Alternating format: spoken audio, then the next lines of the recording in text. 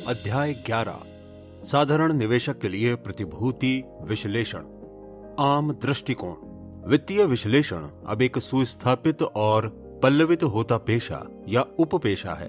विश्लेषकों की विभिन्न सोसाइटियां जिन्होंने national federation of financial analyst का गठन किया है, उसमें 13,000 से ज्यादा सदस्य हैं, जिनमें से अधिकांश की आजीविका इसी मानसिक कार्य से चलती है। वित्तीय विश्लेषकों की अध्ययन पुस्तकें, कोड ऑफ एथिक्स और तिमाही पत्रिकाएं भी उनके पास उनके हिस्से की अनसुलझी समस्याएं हैं। हाल के वर्षों में सिक्योरिटी एनालिसिस की आम अवधारणा को वित्तीय विश्लेषण में बदलने की प्रवृत्ति रही है। वित्तीय विश्लेषण के व्यापक निहितार्थ हैं और ये वॉल स्ट्रीट में सबसे वरिष्ठ विश्लेषकों के कार्यों को सबसे उचित रूप से परिभाषित करता है। प्रतिभूति विश्लेषकों यानी कि सिक्योरिटी एनालिस्ट के बारे में ये सोचना उचित ही है कि वे खुद को शेयरों और बॉन्ड्स की जांच पड़ताल तक सीमित रखते हैं, जबकि वित्तीय विश्लेषण में इस काम के साथ ही निवेश नीतियां तय करना यानी कि पोर्टफोलियो सिलेक्शन तथा बड़े पैमाने पर आम आर्थिक विश्लेषण शामिल है। इस अध्याय में हम प्रतिभूति विश्लेषक के उचित कार्य पर मुख्य जोर देने के साथ जो भी पदनाम सबसे ज्यादा लागू होगा उसका उपयोग करेंगे।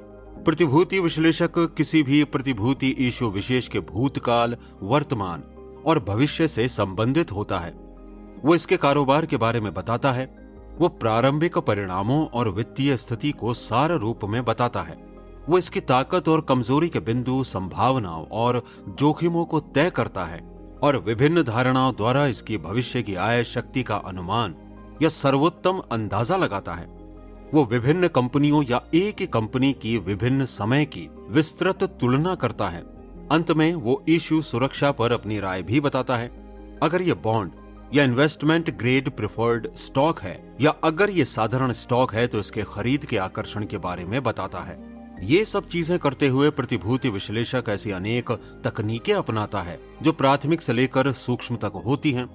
वो कंपनी के एनुअल स्टेटमेंट के आंकड़ों में बड़ा परिवर्तन कर सकता है, भले ही वे सर्टिफाइड पब्लिक अकाउंटेंट की पवित्र अनुमति होने का व्यवहार करते हैं। वो उन रिपोर्ट्स में खास चीजों को तलाशता है जो उससे अच्छा या बुरा सौदा भी हो सकता है जितना कहा जा रहा हो।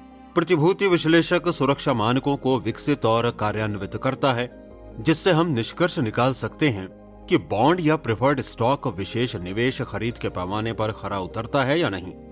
ये मानक मुख्यतः पिछली औसत आय से संबंधित होते हैं, लेकिन ये capital structure, working capital, asset value और अन्य मामलों से भी संबंधित होते हैं। साधारण शेयरों पर काम करते वक्त प्रतिभूति विश्लेषक अभी हाल तक उन मूल्य पैमानों को शायद ही कभी लागू करते थे जिन्हें उनके लिए बॉन्ड और प्रेफर्ड स्टॉक्स में सुरक्षा मानक के तौर पर भली भांति परिभाषित किया गया है। ज्यादातर वक्त वे अपने को पिछले प्रदर्शन के सारांश और कमोबेश भविष्य के आम पूर्वानुमानों, जिसमें उनका जोर मुख्य रूप से अगले 12 महीने पर रहता था, उसके द्वारा मनमाना निष्कर्ष निकालने तक सीमित रखते थे। मनमाना निष्कर्ष निकालने के लिए वे पहले और अब भी अक्सर अपनी एक निगाह स्टॉक टिकर या मार्केट चार्ट पर रखते हैं।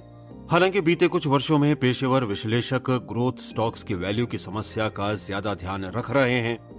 इनमें से अनेक को उनकी बीती और वर्तमान आय से इतने उच्च भाव पर बेचा जाता है कि इनकी अनुशंसा करने वालों पर खास दायित्व आ जाता है कि वे इनके भविष्य में काफी लंबे समय तक संभावित आय के अत्यंत सुनिश्चित पूर्वानुमान द्वारा खरीद को न्यायोचित सिद्ध करें। कुछ खास तरह की परिष्कृत विशिष्ट गणितीय तकनीकों का जबरन इस्तेमाल किया जाता है ताकि मूल्यांकनों को सही ठहराया जा सके। हम बाद में इसमें से कुछ तकनीकों का संक्षिप्त रूप में वर्णन करेंगे।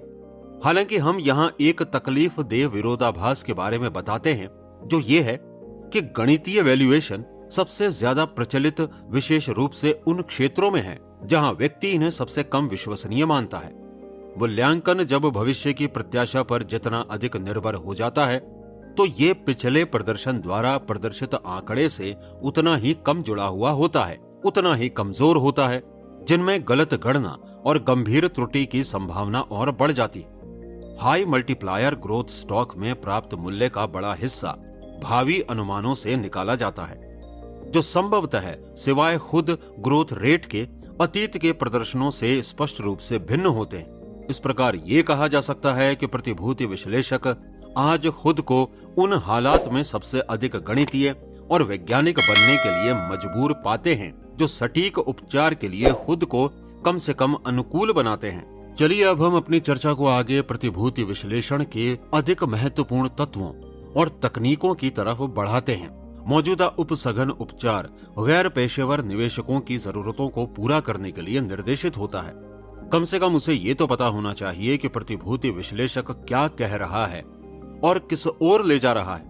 इसके अलावा यदि संभव हो तो उसे सतही और ठोस विश्लेषण के बीच अंतर की भी समझ होनी चाहिए। साधारण निवेशक के लिए प्रतिभूति विश्लेषण का विचार कंपनी की वार्षिक वित्तीय रिपोर्ट की व्याख्या से आरंभ होता है। यह ऐसा विषय है जिसके बारे में हमने साधारण लोगों के लिए the interpretation of financial statement शीर्षक वाली पुस्तक में अलग से बताया है। हमें उन्हीं बातों को इस अध्याय में दोहराना अनिवार्य या उचित नहीं लगता, खासकर तब जब इस पुस्तक में पूरा जोर जानकारी और विवरण के बजाय सिद्धांत और व्यवहार पर है। निवेश को चुनने से संबंधित दो बुनियादी सवालों पर बात करते हैं। किसी भी कॉर्पोरेट बॉन्ड या प्रेफर्ड स्टॉक की सुरक्षा के प्राथमिक परीक्षण कौन से हैं? साधारण शेयरों का वैल्यूएशन करने की शुरुआत के प्रमुख कारक कौन से हैं? बॉन्ड विश्लेषण सिक्योरिटी विश्लेषण की सबसे विश्वसनीय और इसलिए सबसे सम्मानित शाखा बॉन्ड इशू और निवेश ग्रेड प्रेफर्ड स्टॉक की सुरक्षा या गुणवत्ता से सरोकार रखती है। कॉर्पोरेट बॉन्ड्स के लिए इस्तेमाल किया जाने वाला मुख्य मानदंड ये है कि पिछले कुछ वर्षों में उपलब्ध आय से कुल ब्याज प्रभार कितनी बार कवर किया गया है। प्रेफर्ड स्टॉक्स के मामले में ये संख्या मानदंड है जब बॉन्ड, ब्याज और प्रेफर्ड लाभांश संयुक्त रूप से कवर किए गए हैं। इसका सटीक अनुमान विभिन्न संस्थानों में अलग हो सकता है। चूंकि ये परीक्षण बुनियादी रूप से मनमाना होता है तो सबसे उचित मापदंड की सटीक पहचान का कोई तरीका नहीं है। 1961 में अपनी पाठ्यपुस्तक सिक्योरिटी एनालिसिस की पुनर्समीक्षा में हमने कुछ कवरेज मानकों की अनुशंसा की थी। हमारा प्राथमिक परीक्षण केवल कुछ वर्ष की अवधि के औसत परिणामों पर लागू होता है। अन्य विशेषज्ञ भी यही चाहते हैं कि हर सुविचारित वर्ष के लिए न्यूनतम कवरेज भी दर्शाया जाए। हम पुअरेस्ट ईयर परीक्षण को 7 वर्षीय औसत परीक्षण के विकल्प के तौर पर स्वीकार करते हैं। अगर बॉन्ड या प्रेफर्ड स्टॉक इस पैमाने पर खरे उतरते हों तो यही पर्याप्त है। इस पर आपत्ति हो सकती है कि 1961 के बाद से बॉन्ड की ब्याज दरों में हुई भारी वृद्धि आवश्यक प्रभार कवरेज में कुछ ऑफसेटिंग कमी का औचित्य साबित करती है। जाहिर है कि एक औद्योगिक कंपनी के लिए 8% या 4.5% की तुलना में ब्याज प्रभार का 7 गुना कवरेज दिखाना बहुत कठिन होगा। इस बदली हुई परिस्थिति पर खरा उतरने के लिए हम एक वैकल्पिक आवश्यकता सुझाव देंगे जो ऋण की मूल राशि पर प्रतिशत आय से संबंधित है। ये आंकड़े किसी भी औद्योगिक कंपनी के लिए टैक्स पूर्व 33%, सार्वजनिक उपयोगिता के लिए 20% और रेल रोड के लिए 25% हो सकते हैं। यहाँ इस बात को दिमाग में रखना चाहिए कि अधिकांश कंपनियों द्वारा उनके कुल ऋण के लिए भुगतान की गई वास्तविक दर मौजूदा 8% के आंकड़े से काफी कम होगी, क्योंकि उन्हें लोअर कूपन आधारित पुराने इशू का लाभ मिलेगा। पुअरेस्ट ईयर के लिए 7 वर्षीय आवश्यकता को 2/3 पर तय किया जा सकता है। अर्निंग्स कवरेज टेस्ट के अतिरिक्त आमतौर पर कुछ अन्य मानकों को भी लागू किया जाता है। इनमें निम्नलिखित शामिल हैं। नंबर 1, संस्थान का आकार। कॉरपोरेशन के लिए कारोबार का आकार एक न्यूनतम पैमाना है जो उद्योग, सुविधा और रेल रोड के मामले में है, और नगर पालिका के लिए ये पैमाना आबादी है। Number 2, stock equity ratio. ये जूनियर स्टॉक इश्यू के ऋण के कुल अंकित मूल्य या ऋण सहित प्रेफर्ड स्टॉक के बाजार भाव का रेशो है। ये सुरक्षा का मोटा पैमाना या कुशन है जो जूनियर इन्वेस्टमेंट की उपस्थिति से समर्थ होता है, जो प्रतिकूल विकास के आघात को सबसे पहले झेलता है। इस कारक में संस्थान के लिए बाजार बढ़ने की भावी संभावनाएं भी शामिल होती हैं। नंबर 3, संपत्ति का मूल्य। आस्तियों का मूल्य जैसा कि बैलेंस शीट में दर्शाया हो या मूल्यांकन किया जाए, इसको पहले बॉन्ड इशू की मुख्य सुरक्षा और बचाव माना जाता था। अनुभव ने दर्शाया कि अधिकांश मामलों में सुरक्षा अर्जन क्षमता में निहित होती है, और अगर ये आस्ति से कम हो तो ये अपना अधिकांश साख मूल्य खो देती है।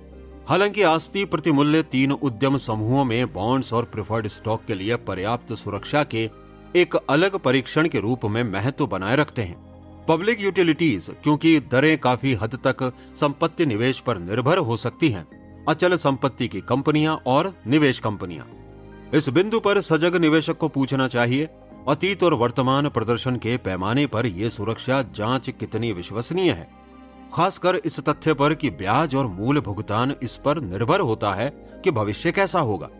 इसके जवाब का आधार केवल अनुभव हो सकता है। निवेश इतिहास दर्शाता है कि बॉन्ड्स और प्रेफर्ड स्टॉक्स जो सुरक्षा की कठोर जांच पर खरे उतरे, अतीत पर आधारित होते हैं। अधिकांश मामलों में भविष्य में सफल होने के लिए उतार चढ़ाव का सामना करने में सक्षम होते हैं।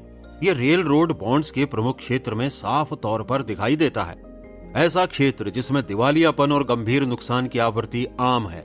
लगभग हर मामले में जिन रोड्स में नुकसान हुआ वे लंबे समय से ओवर बॉन्ड थे और उन्होंने औसत समृद्धि की अवधि में स्थिर प्रभार का अपर्याप्त कवरेज दर्शाया था और इसलिए उन्हें ऐसे निवेशकों द्वारा खारिज कर दिया जाता जो सुरक्षा की सख्त जांच को लागू करते हैं। इसके विपरीत व्यवहारिक रूप से हर रोड जो इन परीक्षणों पर खरा उतरता है वो वित्तीय शर्मिंदगी से बच गया।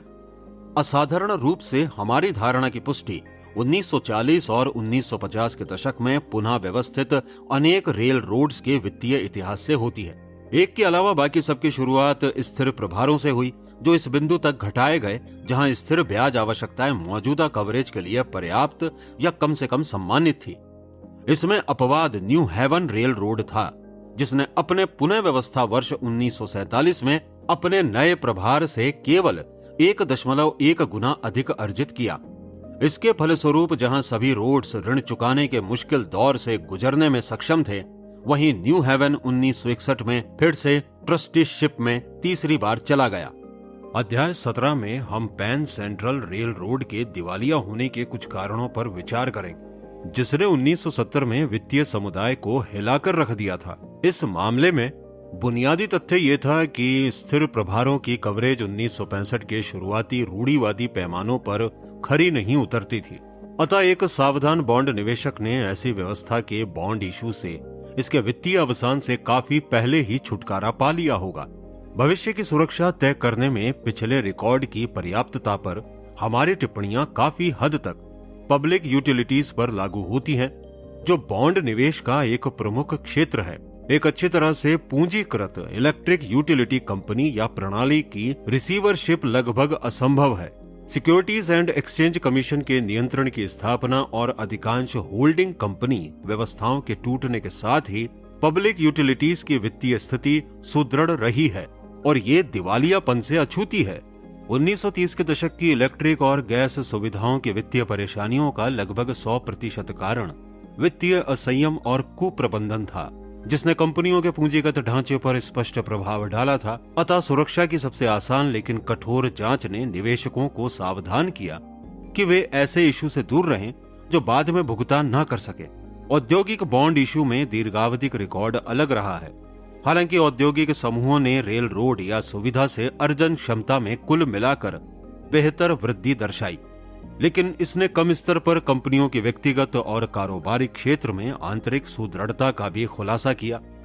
इस तरह कम से कम अतीत में उन कंपनियों के औद्योगिक बॉन्ड्स और प्रेफर्ड स्टॉक्स खरीदने के ठोस कारण थे जो न केवल आकार में बड़ी थीं, बल्कि पूर्व में गंभीर मंदी के दौरान भी अपनी क्षमता को दर्शा चुकी थीं।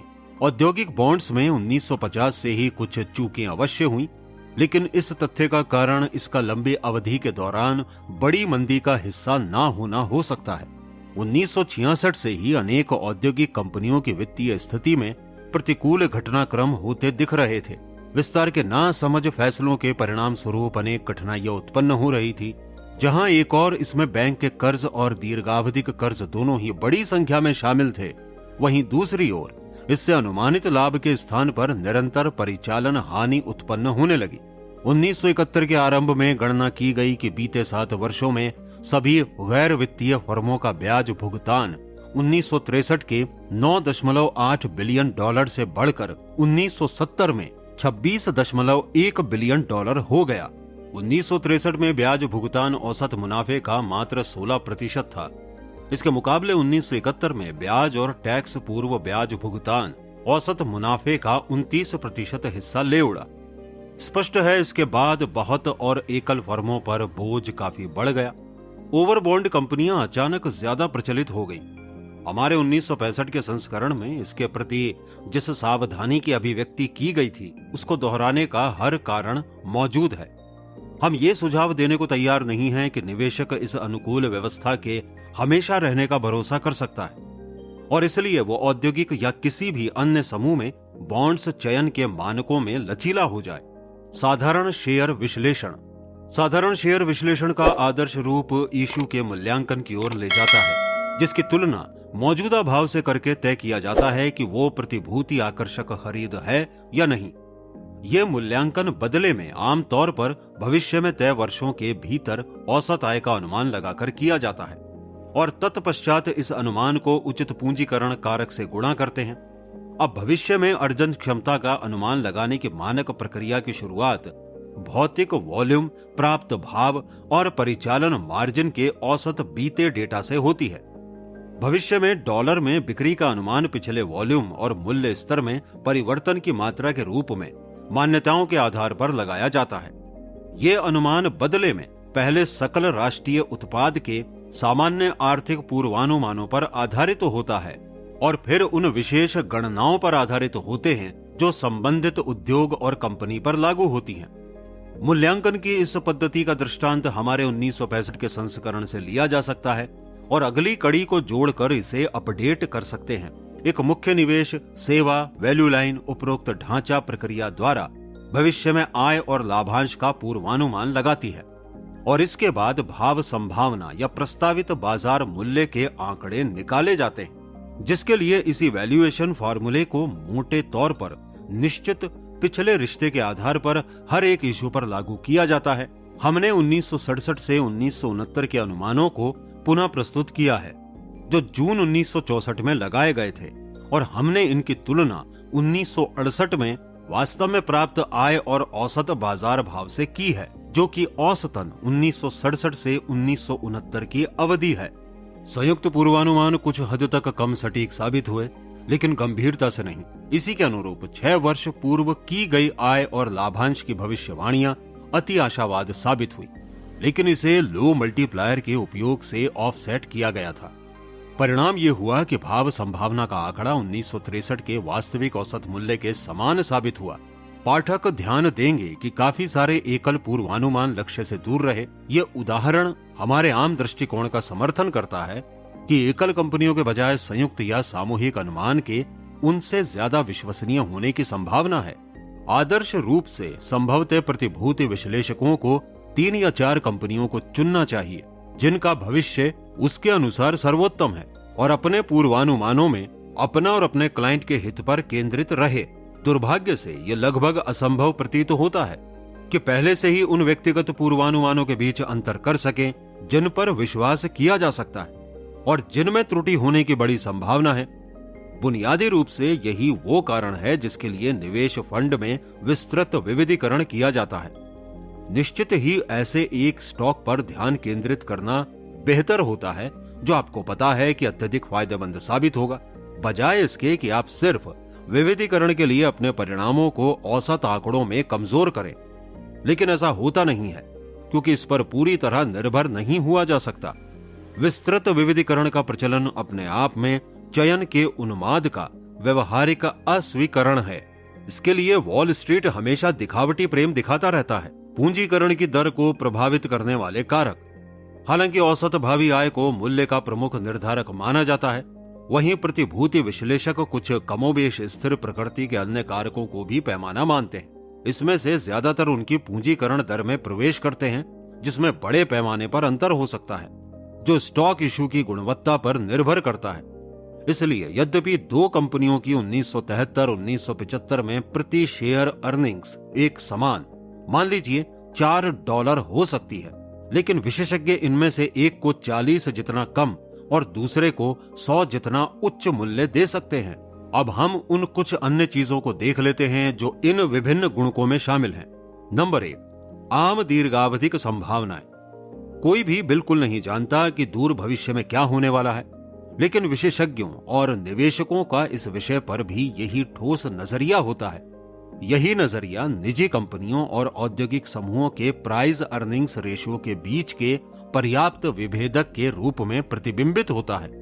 इस बिंदु पर हमने अपने 1965 के संस्करण में कुछ जोड़ा था। उदाहरण के लिए 1963 के अंत में DJIA की केमिकल कंपनियां तुलनात्मक रूप से तेल कंपनियों से उच्च गुणक पर बिक रही थी, जिससे केमिकल कंपनियों में संभावनाएं तेल कंपनियों के मुकाबले अधिक विश्वसनीय थी। बाजार द्वारा किए ऐसे विभेदक अक्सर ठोस रूप से आधारित होते हैं, लेकिन जब मुख्य रूप से पिछले प्रदर्शन से तय होते हैं तो उनके गलत होने की उतनी ही संभावना होती है जितना सही होने की। हमने 1963 में DJIA में केमिकल और तेल कंपनियों के इशू की वर्षांत सामग्री और 1970 के अंत में उनकी आय को भी शामिल किया है। ये देखा गया कि केमिकल कंपनियों ने अपने उच्च गणक के बावजूद 1963 के बाद की अवधि में व्यवहारिक रूप से आय में कोई वृद्धि नहीं की। तेल कंपनियों का प्रदर्शन केमिकल कंपनियों से कहीं बेहतर रहा और उनके 1963 के गुणकों द्वारा लक्षित वृद्धि के समान था। इसलिए हमारा केमिकल स्टॉक्स का उदाहरण ऐसे मामलों में से एक साबित हुआ है जिसमें बाजार गुणक गलत साबित हुए हैं। नंबर 2, प्रबंधन। वॉल स्ट्रीट इस विषय पर बहुत कुछ कहता रहा है, लेकिन इसमें से शायद ही कुछ मददगार होता है। जब तक प्रबंधकीय क्षमता के तार्किक, मात्रात्मक और यथोचित विश्वसनीय परीक्षण तैयार करके उन्हें लागू नहीं किया जाता, तब तक इस कारक को धुंध के माध्यम से देखा जाता रहेगा। ये मानना उचित होगा कि एक विशेष रूप से सफल कंपनी में असामान्य रूप से अच्छा प्रबंधन होगा। इसने पिछले रिकॉर्ड में यह दिखा दिया कि यह अगले 5 वर्षों के अनुमानों में दिखेगा और दीर्घावधिक संभावनाओं के पूर्व विवेचित कारकों में एक बार फिर से नजर आएगा। गिनने की प्रवृत्ति पुनः एक बार फिर भिन्न तेजी के विचार के रूप में सहज ही महंगे ओवर वैल्यूएशन की ओर ले जा सकती है। हमें लगता है कि प्रबंधन का कारक उन मामलों में ज्यादा उपयोगी हो जाता है जहां हाल ही में बदलाव हुए हों, जिन्होंने फिलहाल वास्तविक आंकड़ों में अपना महत्व अभी नहीं दिखाया है। इस तरह की 2 असाधारण घटनाएं क्रिसलर मोटर कॉरपोरेशन से संबंधित है। इनमें से पहली 1921 में घटी, जब वॉल्टर क्रिसलर ने लगभग मरणासन्न मैक्सवेल मोटर्स की कमान संभाली और कुछ ही वर्षों में इसे बड़ा और अत्यधिक लाभकारी संस्थान बना दिया, जबकि अनेक ऑटोमोबाइल कंपनियां मजबूरन बंद हो रही थी। दूसरी घटना अभी 1962 में घटित हुई, जब क्रिसलर अपनी उच्च स्थिति से बहुत नीचे आई और उसके स्टॉक बीते कई वर्षों के अपने सबसे कम भाव पर बिक रहे थे। फिर कंसोलिडेशन कॉल से जुड़े नए लोगों ने बागडोर संभाली। आय वृद्धि 1961 में $1.24 प्रति शेयर के आंकड़े से बढ़कर 1963 में $17 के बराबर हो गई और भाव 1962 के न्यूनतम 381/2 से उठकर अगले ही वर्ष लगभग 2000 के बराबर हो गए थे। नंबर 3, वित्तीय क्षमता और पूंजी विन्यास। एक कंपनी का स्टॉक जिसमें बहुत अधिक अधिशेष नकदी है और सामान्य से आगे कुछ भी नहीं है, विशेष रूप से उस कंपनी के शेयर की तुलना में बेहतर खरीद उसी कीमत पर जिसकी प्रति शेयर आय तो समान हो, लेकिन उससे बड़े बैंक ऋण और वरिष्ठ प्रतिभूतियां जुड़ी हों, ऐसे कारकों पर प्रतिभूति विश्लेषक समुचित रूप से और सावधानी के साथ ध्यान देते हैं। बॉन्ड या प्रेफर्ड स्टॉक की मामूली राशि साधारण शेयरों के लिए अनिवार्य रूप से नुकसानदेह नहीं होती, न ही मियादी बैंक क्रेडिट का मामूली इस्तेमाल नुकसानदेह होता है। प्रसंगवश एक शीर्ष भारित ढांचा जिसमें बॉन्ड और प्रेफर्ड स्टॉक के संबंध में साधारण शेयर बहुत कम हो, अनुकूल परिस्थितियों के तहत साधारण शेयरों में शानदार स्पेकुलेटिव लाभ कमा सकता है। इस कारक को लीवरेज के नाम से जाना जाता है। नंबर 4, लाभांश रिकॉर्ड। उच्च गुणवत्ता के सबसे ठोस परिणामों में से एक बीते कई वर्षों का लाभांश भुगतान का निर्बाध रिकॉर्ड है। हमें लगता है कि बीते 20 वर्ष या अधिक का निरंतर लाभांश भुगतान कंपनी की गुणवत्ता रेटिंग में एक अहम कारक है। वास्तव में रक्षात्मक निवेशक को अपनी खरीद को इस परीक्षण को पूरा करने वालों तक सीमित रखने के लिए न्याय संगत ठहराया जा सकता है। नंबर 5, मौजूदा लाभांश दर। हमारे इस अंतिम अतिरिक्त कारक से संतोषजनक तरीके से निपटना सबसे कठिन है। सौभाग्य से ज्यादातर कंपनियां उसका पालन करती हैं, जिसे मानक लाभांश पॉलिसी कहते हैं। इसका मतलब है कि औसत कमाई का लगभग 2/3 का वितरण, सिवाय इसके कि हाल के उच्च मुनाफे की अवधि में और ज्यादा पूंजी की मुद्रास्फीति पर आधारित मांग में यह आंकड़ा कम हो गया है। 1969 में डाउ जोन्स एवरेज के शेयरों में ये 59.5% था और सभी अमेरिकी कॉरपोरेशन में 55% था। यहाँ लाभांश का आय से सामान्य संबंध हो तब परिणामों को ज्यादा प्रभावित किए बिना दोनों में से किसी के भी आधार पर मूल्यांकन किया जा सकता है। उदाहरण के लिए एक पारंपरिक गौण कंपनी जिसकी अपेक्षित औसत आय $3 की हो और जिसका अपेक्षित लाभांश $2 का हो, तो उसका मूल्यांकन उसकी आय से 12 गुना या लाभांश से 18 गुना हो सकता है, जिससे दोनों ही मामलों में यील्ड का मूल्य 36 ही रहेगा। फिर भी बड़ी संख्या में ग्रोथ कंपनियां आय में से 60% या अधिक के लाभांश भुगतान की नीति से हट रही, जो कभी मानक था। उनका तर्क है कि शेयर धारकों का हित इसमें बेहतर है कि लगभग संपूर्ण मुनाफे को वित्तीय विस्तार में उपयोग किया जाए। यह मामला एक समस्या है जिसे सावधानी से पहचानने की आवश्यकता है। हमने फैसला किया कि हम उचित लाभांश नीति जैसे अहम सवाल पर चर्चा अध्याय 19 में करेंगे, जहां हम इस प्रबंधन शेयर धारक संबंधों की आम समस्या के हिस्से के तौर पर विचार करेंगे। ग्रोथ स्टॉक्स के लिए पूंजीकरण की दरें। प्रतिभूति विश्लेषक का अधिकांश लेखन ग्रोथ स्टॉक्स के मूल्यांकन में औपचारिक वृद्धि से संबंधित होता है। विभिन्न पद्धतियों के अध्ययन से हमने इसे बारीकी से देखा और ग्रोथ स्टॉक्स के मूल्यांकन का एक सहज फॉर्मूला निकाला, जिससे प्राप्त आंकड़े काफी हद तक अधिक परिष्कृत गणितीय पद्धति से प्राप्त परिणामों के नजदीक थे। हमारा फॉर्मूला है यानी कि वैल्यू बराबर वर्तमान यानी कि साधारण आय गुणा 8.5 प्लस अनुमानित वार्षिक ग्रोथ रेट का दुगना। ग्रोथ के आंकड़े वे होने चाहिए जिनके अगले 10 वर्षों में होने की उम्मीद हो। हमने दिखाया है कि हमारा फॉर्मूला किस तरह विभिन्न अनुमानित ग्रोथ दर पर काम करता है। विपरीत गणना करना और वर्तमान बाजार भाव में ग्रोथ रेट की प्रत्याशा निर्धारित करना आसान है यदि हम मान लें कि हमारा फॉर्मूला सही है। अपने पिछले संस्करण में हमने DJIA और 6 महत्वपूर्ण स्टॉक इशू के लिए गणनाएं की थी। हमने उस समय ये टिप्पणी की थी, जीरोक्स की अंतर्निहित 32.4% और जनरल मोटर्स की 2.8% की अत्यधिक मामूली वार्षिक दर के बीच का अंतर निश्चित ही अद्भुत है। एक अंश में स्टॉक मार्केट की एक अनुभूति को समझना सहज था कि जनरल मोटर्स की 1963 की आय, जो किसी भी कॉरपोरेशन के इतिहास में सबसे बड़ी थी, इसको काफी कठिनाई से कायम रखा जा सकता है और इसमें ज्यादा से ज्यादा औसत वृद्धि हो सकती है। वहीं दूसरी ओर जीरोक्स के प्राइस अर्निंग्स रेशियो में स्पेक्युलेटिव उत्साह के अति विशिष्ट लक्षण थे, क्योंकि उस कंपनी की उपलब्धियां बड़ी थी और शायद इसीलिए संभावनाएं भी ज्यादा थीं। DJIA की 5.1% की अंतर्निहित या अनुमानित ग्रोथ रेट में 1951 से 1953 और 1961 से 1963 के बीच तुलना करने पर वास्तविक वार्षिक वृद्धि 3.4% संयुक्त थी। इसके साथ ही हम चेतावनी भी देना चाहेंगे, अपेक्षित हाई ग्रोथ स्टॉक्स का कम स्तर पर मूल्यांकन करना आवश्यक है। अगर हम ये मान रहे हैं कि इस ग्रोथ रेट को वास्तव में हासिल किया जा सकेगा।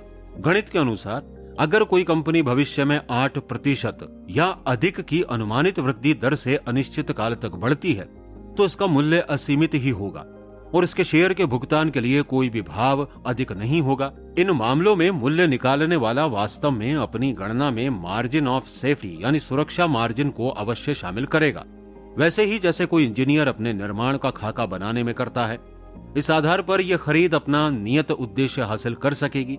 1963 में भावी कुल रिटर्न 7.5% प्रति वर्ष, तब भी यदि ग्रोथ रेट वास्तव में उससे काफी कम रहे जो फॉर्मूला में अनुमानित की गई है। निश्चित ही यदि यह दर वास्तव में हासिल हो सके तो निवेशक को अच्छा अतिरिक्त रिटर्न पाना सुनिश्चित हो सकेगा। वस्तुतः हाई ग्रोथ कंपनी का मूल्य निकालने का कोई तरीका नहीं है। मान लीजिए 8% वार्षिक की अनुमानित दर सहित, जिसमें विश्लेषक वर्तमान आय के शुद्ध गुणक तथा भविष्य की आय के अनुमानित गुणक दोनों से वास्तविक अनुमान लगा सके, जैसा कि जीरोक्स और IBM की वास्तविक ग्रोथ हमारे फॉर्मूले की हाई रेट के बहुत निकट साबित हुई। जैसा कि बताया गया कि इस शानदार प्रदर्शन ने अनिवार्य रूप से दोनों ही इशू के भावों में बड़ी वृद्धि उत्पन्न कर दी।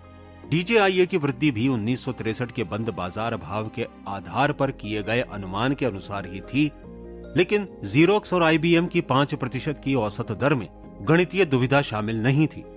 ज्ञात हुआ कि 1970 के अंत में 23% की भाव वृद्धि और प्राप्त कुल लाभांश रिटर्न में 28% की वृद्धि हमारे फॉर्मूले में दर्शाए 7.5% के वार्षिक कुल लाभ से बहुत दूर नहीं है। अन्य 4 कंपनियों के मामले में यह कहना पर्याप्त होगा कि उनमें वृद्धि 1963 के लक्षित उम्मीद के बराबर नहीं रही। उनके लिए मांगा गया भाव DJIA जितना बढ़ने में विफल रहा। चेतावनी, ये सामग्री केवल उदाहरण के उद्देश्य से तथा अध्ययन की अधिकांश कंपनियों की भविष्य की ग्रोथ रेट में प्रतिभूति विश्लेषण की अपरिहार्य आवश्यकता के आशय से दी गई है। पाठकों को भ्रमवश ये नहीं सोचना चाहिए कि ये अनुमान इतने विश्वसनीय या इसके विपरीत हैं कि भविष्य के भाव इन्हीं भविष्यवाणियों के अनुसार निकल सकेंगे, क्योंकि ये प्राप्त हो सकते हैं, अधिक हो सकते हैं या निराश भी कर सकते हैं। यहां हम उल्लेख करना चाहते हैं कि कोई भी वैज्ञानिक या कम से कम तार्किक विश्वसनीय शेयर आकलन जो अनुमानित भावी परिणामों पर आधारित हो, उसमें भविष्य की ब्याज दरों का भी ध्यान रखना जरूरी होगा। यदि हम कम ब्याज ढांचे की अपेक्षा इसे अधिक मान लेते हैं तो अपेक्षित आय या लाभांश की दी गई अनुसूची का वर्तमान मूल्य कम होगा। ऐसे विश्वसनीय अनुमान लगाना किसी सीमा तक हमेशा कठिन होता है तथा दीर्घावधिक ब्याज दरों में हालिया प्रचंड उतार चढ़ाव से इस तरह के पूर्वानुमान निकालना बहुत दुस्साहस होगा। अतः हम अपने उपरोक्त पुराने फार्मूले पर सीमित रहते हैं, सिर्फ इसलिए क्योंकि कोई भी नया फार्मूला अधिक स्वीकार्य नहीं लगता है। औद्योगिक विश्लेषण, क्योंकि संस्थान की आम संभावनाएं बाजार भाव निर्धारण में अहम वजन रखती हैं, तो प्रतिभूति विश्लेषक के लिए ये स्वाभाविक ही है तो वो उद्योग तथा उद्योग में कंपनी विशेष की आर्थिक स्थिति पर ज्यादा ध्यान दे। इस तरह के अध्ययन में असीमित विवरण शामिल किए जा सकते हैं। कई बार वे इतने उत्पादक होते हैं कि अहम पहलुओं के बारे में मूल्यवान जानकारी देते हैं जो भविष्य में होने वाले हों और जिनकी वर्तमान बाजार में अपर्याप्त सराहना की जाती हो। जब इस तरह का निष्कर्ष काफी विश्वास के साथ निकाला जाता है तो ये निवेश निर्णयों का ठोस आधार बन सकता है। हमारा अपना अवलोकन हालांकि हमें निवेशकों को उपलब्ध कराए जाने वाले अधिकांश औद्योगिक अध्ययनों के व्यवहारिक मूल्य को कम करने के लिए प्रेरित करता है। इससे निर्मित सामग्री आमतौर पर इस तरह की होती है जिससे जनता पहले ही काफी हद तक परिचित हो और बाजार में भाव मांग पर इनका महत्वपूर्ण प्रभाव पहले से ही लगाया जा चुका होता है। किसी व्यक्ति को ऐसा ब्रोकरेज हाउस शायद ही मिल पाए जो विश्वसनीय तथ्य सारणी द्वारा संकेत कर सके कि एक लोकप्रिय उद्योग पतन की ओर है या एक अलोकप्रिय उद्योग समृद्ध होने वाला है।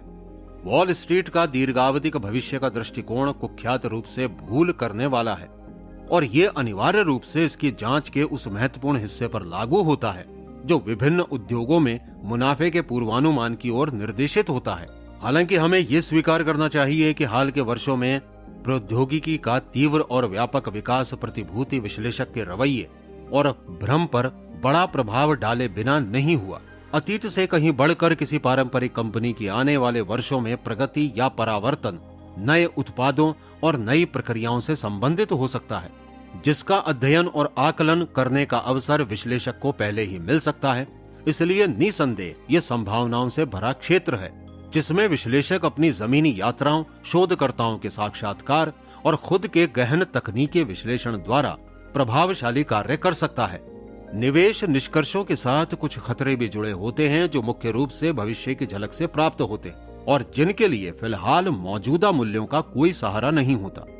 फिर संभवतः इतने ही खतरे वास्तविक परिणामों पर आधारित गंभीर गणनाओं द्वारा तय मूल्य सीमा पर निकट से चिपके रहने में भी हैं। निवेशक ये दोनों तरह से नहीं कर सकता। वो कल्पनाशील रहकर ऐसे बड़े मुनाफे के लिए खेल सकता है जो घटनाओं द्वारा उसके विजन से सही साबित होने का पुरस्कार होंगे, लेकिन इसके साथ ही उसकी गणना बड़ी या छोटी भूल भी हो सकती है या वो रूढ़िवादी होकर फिलहाल अप्रमाणित संभावनाओं के लिए न्यून प्रीमियम से अधिक का भुगतान करने से इनकार कर दे। लेकिन ऐसा होने पर उसे सुनहरे अवसरों से चूकने के बाद के विचारों के लिए भी तैयार रहना चाहिए। 2 भाग मूल्यांकन प्रक्रिया। इस विषय पर अत्यधिक चिंतन से हम इस निष्कर्ष पर पहुंचे हैं कि इसे फिलहाल स्थगित परिपाटी से काफी अलग तरह से किया जाना चाहिए। हमारा सुझाव है कि विश्लेषक सबसे पहले वो ज्ञात करे जिसे पास्ट परफॉर्मेंस वैल्यू कहा जाता है, जो पूरी तरह से पिछले रिकॉर्ड पर आधारित होती है। इससे संकेत मिल जाएगा कि कौन सा शेयर शुद्ध मुनाफे का रहेगा या DJIA या S&P कंपोजिट का प्रतिशत कैसा रहेगा। यदि ये मान लिया जाए कि इसका पिछला प्रदर्शन तुलनात्मक रूप से भविष्य में भी अपरिवर्तित रहेगा, यह उस अपेक्षा का संकेत है कि इसका तुलनात्मक ग्रोथ रेट जैसा कि बीते 7 वर्षों में रहा है, अगले 7 वर्षों तक भी बिना परिवर्तन जारी रहेगा। यह प्रक्रिया मशीनी रूप से फॉर्मूला लागू करके की जा सकती है। जिसमें मुनाफे, स्थिरता और ग्रोथ के पिछले आंकड़ों तथा मौजूदा वित्तीय स्थिति का भी वजन दिया गया हो। विश्लेषण के दूसरे भाग में इस पर विचार करना चाहिए कि केवल पिछले प्रदर्शन पर मूल्य निर्धारण किस सीमा तक होना चाहिए और भविष्य में अनुमानित नए हालात के कारण इसमें बदलाव करना चाहिए। इस प्रक्रिया में कार्य का बंटवारा वरिष्ठ और कनिष्ठ विश्लेषकों के बीच निम्न तरीके से होगा।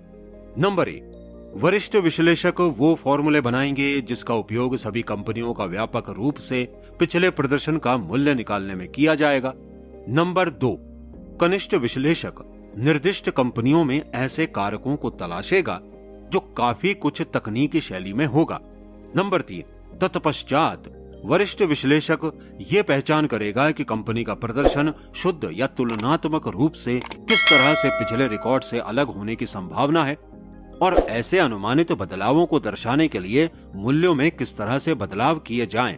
सबसे अच्छा यही है कि वरिष्ठ विश्लेषक की रिपोर्ट में आरंभिक और परिवर्तित दोनों ही मूल्य निर्धारण इस बदलाव का कारण बताते हुए दर्शाए जाएं। क्या ऐसा करने का कोई महत्व होगा?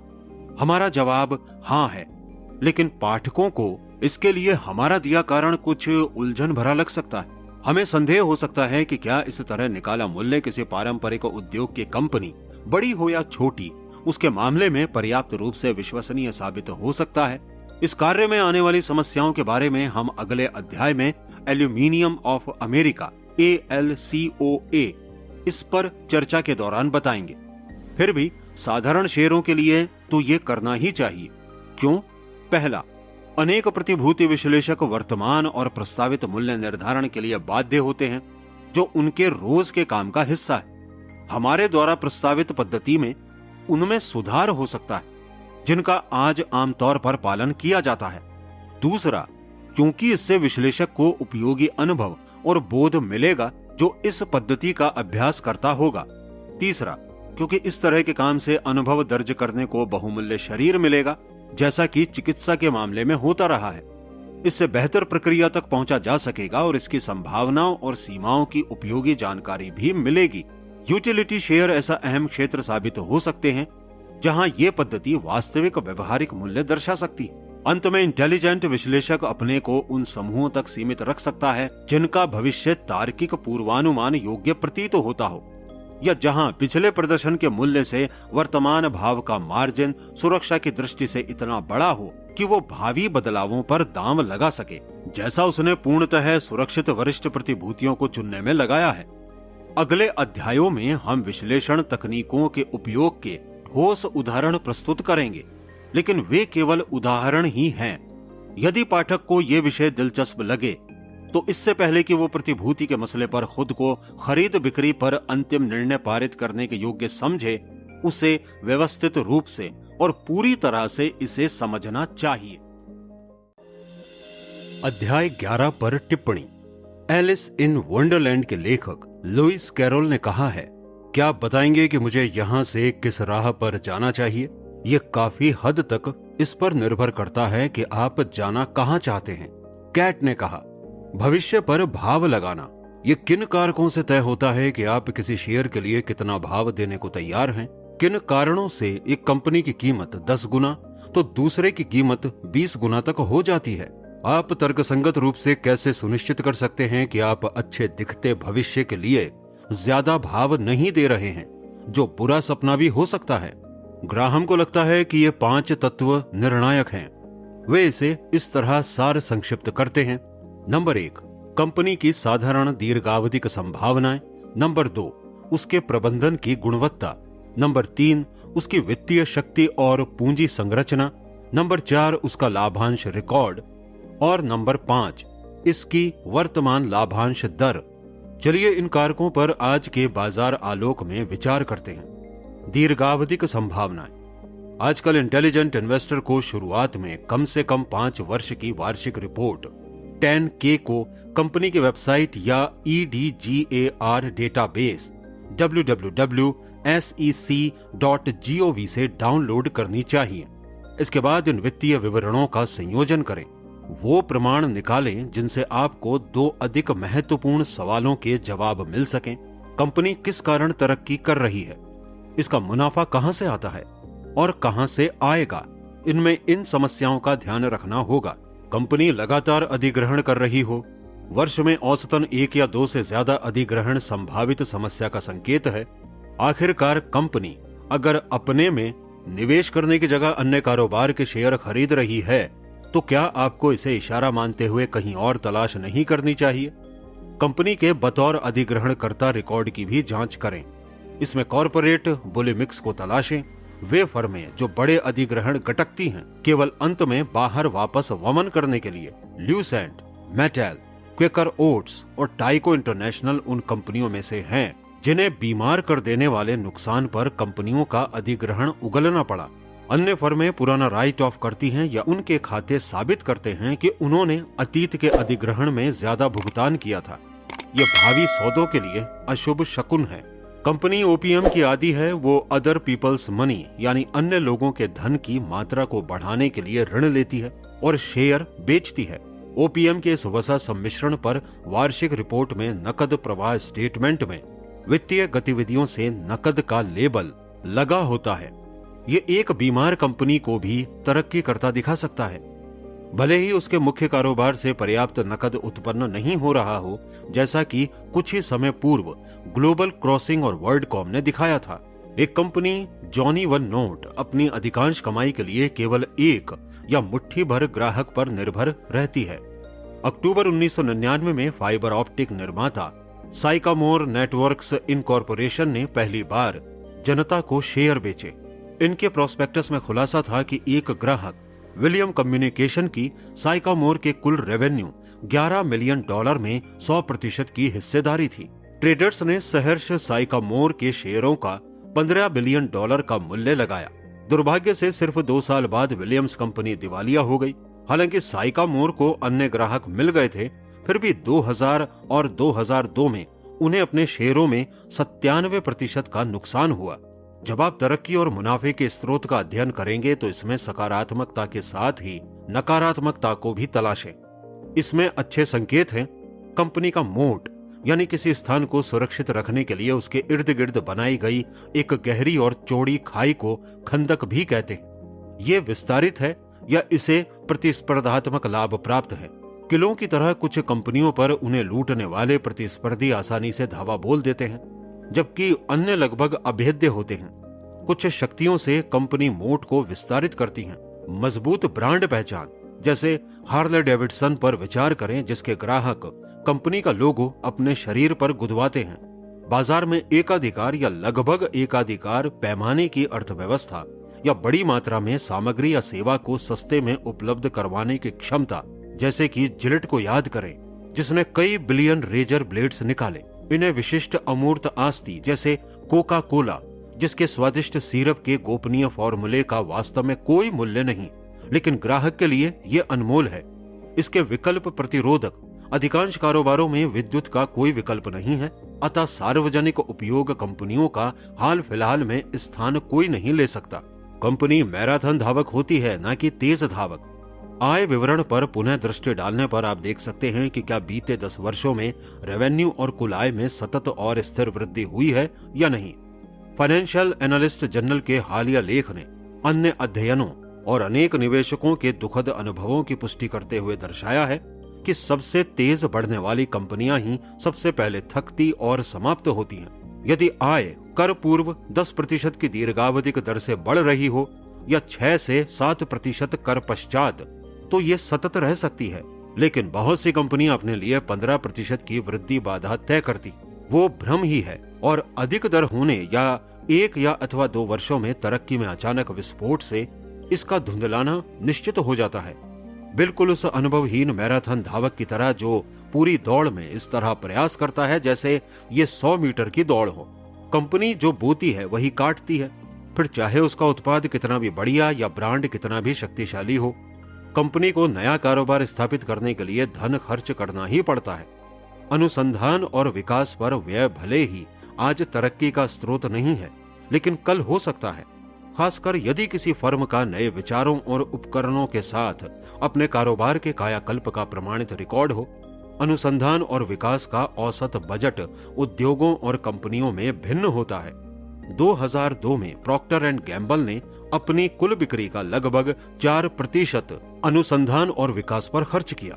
वहीं 3M 6.5% और जॉनसन एंड जॉनसन ने 10.9% खर्च किया। लंबे समय में जो कंपनी अपने अनुसंधान और विकास पर कुछ खर्च नहीं करती, वो भी उतनी ही असुरक्षित है जितना कि वो जो काफी अधिक खर्च करती है। प्रबंधन की गुणवत्ता और आचरण। कंपनी के अधिकारियों को बताना चाहिए कि वे क्या करेंगे और फिर वे करें जो उन्होंने कहा है। पिछली वार्षिक रिपोर्ट्स को पढ़ें और देखें कि मैनेजरों ने क्या पूर्वानुमान लगाए थे और वे सही हुए या नहीं। मैनेजरों को हर पखवाड़े अपनी विफलता स्वीकार करनी चाहिए और जिम्मेदारी लेनी चाहिए, बजाय इसके कि अर्थव्यवस्था, अनिश्चितता या कमजोर मांग जैसे हमेशा के बहानों को दोष दें। जांच करें कि क्या मैनेजर के पत्र का स्वर और सार एक जैसा रहता है या वॉल स्ट्रीट की ताजा कल्पनाओं पर अस्थिर हो जाता है। इसमें 1999 जैसे तेजी के वर्षों पर खास तौर पर ध्यान दें। क्या सीमेंट या अंडरवियर कंपनी के अधिकारियों ने अचानक घोषणा की थी कि हम परिवर्तनकारी सॉफ्टवेयर क्रांति में सबसे आगे हैं? इन सवालों से आपको ये जानने में मदद मिलेगी कि क्या कंपनी को चलाने वाले लोग उन्हीं लोगों के हित के लिए कार्य करते हैं जो कंपनी के मालिक हैं। क्या वे नंबर 1 होना चाहते हैं? एक कंपनी जो अपने सीईओ को $100 मिलियन प्रतिवर्ष देती हो तो उसके पास इसका अच्छा कारण होना चाहिए। संभव है उसने सदा युवा रहने का रहस्य खोजा और पेटेंट करवा लिया हो, या अल डोराडो को तलाश कर लिया हो, उसे $1 प्रति एकड़ पर खरीद रखा हो, या किसी दूसरे ग्रह के प्राणियों से संपर्क करके मोल तोल द्वारा पराग्रहियों की सारी सामग्री पृथ्वी की केवल एक कंपनी से खरीदने का अनुबंध कर लिया हो। अन्यथा इस तरह का अशिष्ट मोटा वेतन बताता है कि यह फर्म मैनेजरों द्वारा मैनेजरों के लिए चलाई जा रही है। यदि कोई कंपनी अपने शेयर ऑप्शन में अंदर के लोगों के लिए अलग भाव लगाए या री इशू या एक्सचेंज, तो उससे दूर रहें। इस बदलाव में कंपनी कर्मचारियों और अधिकारियों के वर्तमान शेयर और पारंपरिक रूप से निरर्थक ऑप्शन को निरस्त कर सकती है और उन्हें नए अधिक भाव वालों में बदल सकती है। यदि इनका मूल्य 0 नहीं होगा तो उनका संभावित मुनाफा हमेशा अनंत रहेगा। तो ये ऑप्शन कॉर्पोरेट आस्तियों के अच्छे प्रबंधन को प्रोत्साहन कैसे देंगे?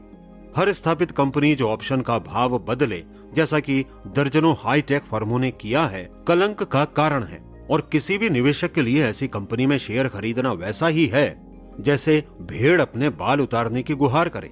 वार्षिक रिपोर्ट्स में शेयर विकल्पों से संबंधित अनिवार्य फुटनोट को पढ़कर आप देख सकते हैं कि उनका ऑप्शन ओवरहैंग कितना बड़ा है। उदाहरण के लिए AOL टाइम वार्नर ने अपनी वार्षिक रिपोर्ट से पहले रिपोर्ट दी कि 31 दिसंबर 2002 को उसके 4.5 मिलियन के साधारण शेयर आउटस्टैंडिंग थे, लेकिन रिपोर्ट के भीतरी भाग में फुटनोट में खुलासा था कि कंपनी ने 657 मिलियन के अधिक शेयर ऑप्शन जारी किए।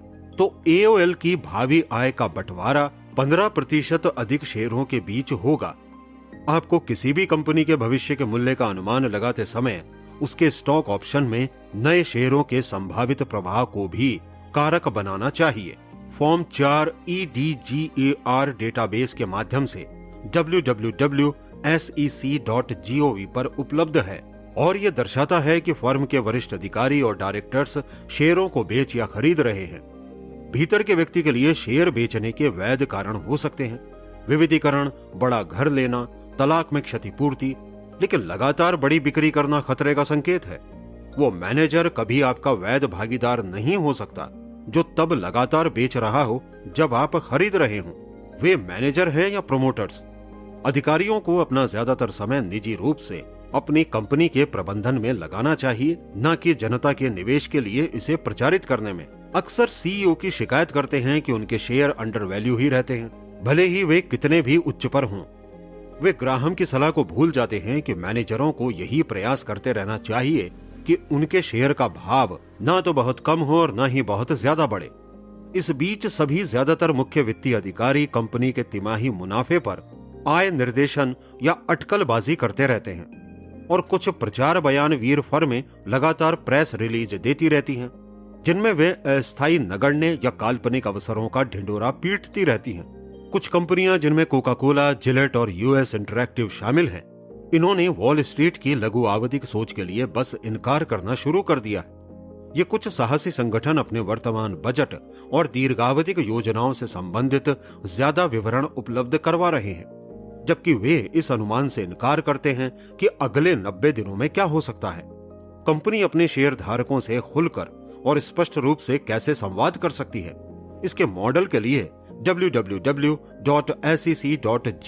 के EDGAR डेटाबेस पर जाएं और वहां एक्सपेडाइटर्स इंटरनेशनल और वॉशिंगटन द्वारा निर्मित 8K फाइलिंग को देखें, जो समय समय पर अपने शेयर धारकों के साथ शानदार सवाल जवाब संवादों को जारी करते रहते हैं। अंत में पूछें कि क्या कंपनी की लेखा गतिविधियां इस तरह बनाई गई हैं कि वे अपने वित्तीय परिणामों को पारदर्शी रखते हैं या अस्पष्ट। क्या गैर आवर्ती शुल्क आवर्ती रखे जा रहे हैं? असाधारण चीजें इतनी आम हो गई हैं कि वे साधारण लगने लगी हैं। EBITDA जैसे नाम संक्षेप कुल पर प्राथमिक हो जाते हैं, या प्रोफॉर्मा आय का उपयोग वास्तविक हानि को ढकने में होता है। तो आप ऐसी फर्म को देख रहे हैं जिसने अभी ये नहीं सीखा कि अपने शेयर धारकों के दीर्घावधिक हितों को पहले कैसे रखना है। वित्तीय शक्ति और पूंजी संरचना। यदि किसी भी कारोबार की सबसे बुनियादी संभावित परिभाषा ये है, ये उससे अधिक नकद उत्पन्न करें जितना इसका खर्च है। अच्छे मैनेजर इस नकद के अधिक उत्पादक उपयोग का तरीका तलाशते रहे। दीर्घावधि में इस परिभाषा पर खरी उतरने वाली कंपनियों का मूल्य बढ़ना सुनिश्चित है, भले ही शेयर बाजार में कुछ भी हो। कंपनी की वार्षिक रिपोर्ट में नकद प्रवाह विवरण से पढ़ना आरंभ करें। देखें क्या परिचालन से नकद बीते 10 वर्षों में लगातार बढ़ता रहा है। इसके बाद आप आगे बढ़े। वॉरेन बफे ने ऑनर्स अर्निंग्स या शुद्ध आय प्लस ऋण परिशोधन और मूल्य पतन घटा सामान्य पूंजी व्यय की अवधारणा को लोकप्रिय किया है। जैसा कि डेविस सेलेक्टेड एडवाइजर के पोर्टफोलियो मैनेजर क्रिस्टोफर डेविस इसे इस तरह से कहते हैं, यदि आप इस कारोबार के 100% मालिक हैं, तो वर्ष के अंत में आपकी जेब में कितना नकद होगा, क्योंकि इसमें लेखा प्रविष्टियां जैसे ऋण परिशोधन और मूल्य पतन के लिए समायोजन किया जाता है, जिससे कंपनी का नकद बैलेंस प्रभावित नहीं होता। मालिक की आय घोषित शुद्ध आय से बेहतर पैमाना हो सकती है। मालिक की आय की परिभाषा को परिष्कृत करने के लिए आप घोषित शुद्ध आय में से ये भी घटा सकते हैं। स्टॉक ऑप्शन की अनुमति देने वाले कोई भी शुल्क जो आय को मौजूदा शेयर धारक से अंदर वाले नए मालिक के पास पहुंचा दे। कोई भी असामान्य, गैर आवर्ती या असाधारण प्रभार। कोई भी आय जो कंपनी के पेंशन फंड से हुई हो। यदि मालिक की अर्निंग प्रति शेयर बीते 10 वर्षों में 6% से 7% की स्थिर औसत से बढ़ती रहे, तो कंपनी स्थायी रूप से नकद उत्पन्न कर रही है और इसकी तरक्की की संभावना अच्छी है। इसके बाद कंपनी की पूंजी संरचना को देखें। बैलेंस शीट में देखें कि कंपनी पर कितना कर्ज है। आमतौर पर दीर्घावधिक ऋण कुल पूंजी से 50% कम होना चाहिए। फाइनेंशियल स्टेटमेंट के फुटनोट्स में बताया होता है कि ये दीर्घावधिक ऋण स्थायी दर, स्थिर ब्याज भुगतान सहित पर है या परिवर्तनशील, जिसमें भुगतान बदलता रहता है और ब्याज दरें बढ़ने पर यह अधिक हो सकता है। वार्षिक रिपोर्ट में ये खुलासा या विवरण देखें जिसमें ratio of earnings to fix charges दिखाया गया हो। Amazon.com की 2002 की वार्षिक रिपोर्ट के इस खुलासे में दिखाया गया था कि Amazon की आय उसकी ब्याज लागत को कवर करने से $145 मिलियन कम थी। भविष्य में Amazon को अपने परिचालन से या तो ज्यादा कमाई करनी होगी या इसे कम दर पर धन ऋण पर लेने का रास्ता तलाशना होगा, अन्यथा अंत में कंपनी का स्वामित्व उसके शेयर धारकों के पास नहीं बल्कि उसके बॉन्ड धारकों के पास पहुंच जाएगा, जो उन्हें मिलने वाले ब्याज भुगतान को सुरक्षित करने के लिए कोई और रास्ता न होने पर Amazon की आस्तियों पर दावा कर सकते हैं। स्पष्ट कर दें कि Amazon का ratio of earnings to fix charges 2002 में बीते 2 वर्षों से कहीं ज्यादा बेहतर था, जब उनकी आय ऋण भुगतान की पूर्ति से $1.1 बिलियन कम थी। लाभांश और स्टॉक पॉलिसी पर कुछ शब्द। अधिक के लिए कृपया अध्याय 19 देखें। ये साबित करने का भार कंपनी पर होता है कि यदि वो लाभांश भुगतान नहीं कर सकती तो भी आपको नुकसान नहीं होगा। यदि कंपनी का प्रदर्शन अच्छे और बुरे बाजारों में सतत रूप से अच्छा रहा है, तो साफ है कि मैनेजर नकदी का इष्टतम उपयोग कर रहे हैं। फिर भी यदि कारोबार मंदा हो रहा है या शेयर अपने प्रतिस्पर्धियों से कम प्रदर्शन कर रहा है, तो इसका मतलब है कि मैनेजर और डायरेक्टर्स लाभांश भुगतान से इनकार करके धन का दुरुपयोग कर रहे हैं। कंपनियां जो अपने शेयरों को बार बार स्प्लिट करती रहती हैं, और इस स्प्लिट का प्रेस रिलीज में जमकर प्रचार करती हैं, अपने निवेशकों को मूर्ख समझती हैं। जैसे योगी बेरा जो अपने पिज्जा 4 भागों में कटवाना चाहता था। मुझे नहीं लगता कि मैं 8 खा सकूंगा। स्टॉक स्प्लिट को पसंद करने वाले शेयर धारक ये समझने से चूक जाते हैं शेयर के $500 के 2 हिस्सों की कीमत $100 के 1 शेयर से ज्यादा नहीं होती। जो मैनेजर अपने शेयर को बढ़ाने के लिए स्प्लिट का उपयोग करते हैं वे निवेश करने वाली जनता के बुरे विचारों को हवा देते हैं और इंटेलिजेंट इन्वेस्टर इस तरह से कुत्सित हेर फेर करने वालों को अपना धन देने के पूर्व 2 बार सोचेगा। कंपनियों को अपने शेयरों को तब वापस खरीदना चाहिए जब वे सस्ते हों, न कि तब जब वे शीर्ष पर या उसके निकट हों। दुर्भाग्य से आज ये आम बात है कि कंपनियां अपने शेयरों को तब वापस खरीदती हैं जब ये ओवर प्राइस होते हैं।